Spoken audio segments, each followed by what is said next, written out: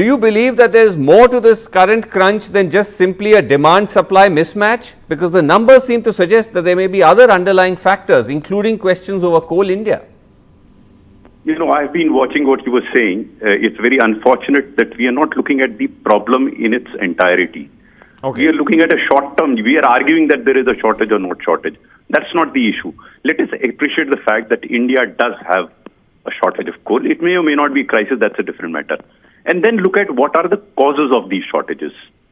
You know, in 2014-16, we faced an exactly similar crisis where a large number of power plants were critical in nature because coal supply wasn't there. And we sorted it out because we looked at the cause of the problem and found a solution. Now, 2016 was a situation where we had coal sufficient enough for all power plants. There was not a single power plant which was critical. And we were toying with the idea of exporting back to Bangladesh. Now, what went wrong? Why has coal production in Coal India stagnated to around 600 million tons for the past 3 years? You know, this should be a wake-up call for everyone, and hence this analysis is very, very important. What went wrong between 2017 and 2021? In 2017, I think we became complacent.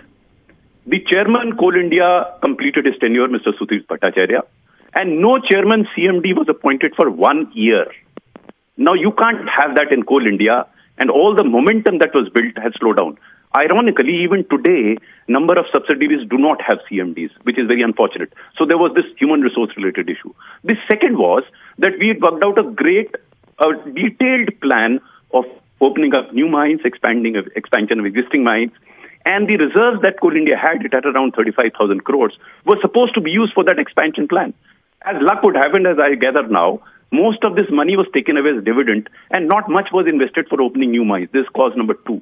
Cause number 3 was, very surprisingly, the mine managers were engaged in Swachh Bharat Abhiyan. Now, I am all for Swachh Bharat Abhiyan, but I had resisted that mine managers should be working on mines. They should plan for the future. And almost a year was lost in these mine managers. Actually, instead of digging mines, they were digging shitholes. The fourth reason was that Coal India, instead of investing in new mines, was forced to invest in fertilizer plants. And finally, all the problem between 2014-16 was sorted out by engaging with the states. We must understand this very clearly, that mining doesn't happen overnight. Most of the action is in the states, and as luck would have it, all the coal that exists today is in opposition-ruled states. The problem today is the so-called ongoing war between center and the state.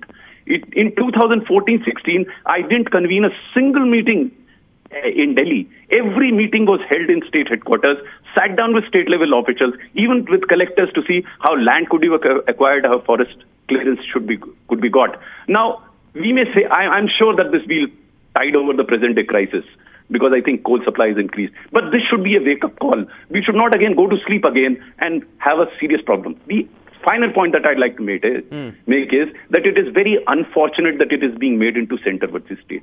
I think both are equally responsible for the crisis today. Let me explain this to you. Okay. Number one, of course, what happened to Coal India. Number two, very importantly, I don't know whether you're aware that DISCOMs owe more than 1 lakh crore of rupees to generating companies who generate power. And generating companies owe 20,000 crores to Coal India. Now, if this money doesn't flow, even if Coal India has coal, why will they supply coal? Number two, the land acquisition and forest clearance primary job is done at the state level. So it is wrong to say that the center is solely responsible or state is solely responsible. I think the best would be for the center and state to, finish this war off, sit across a table, work out a detailed plan and find solution. It was done during 2014-16. It can be done now.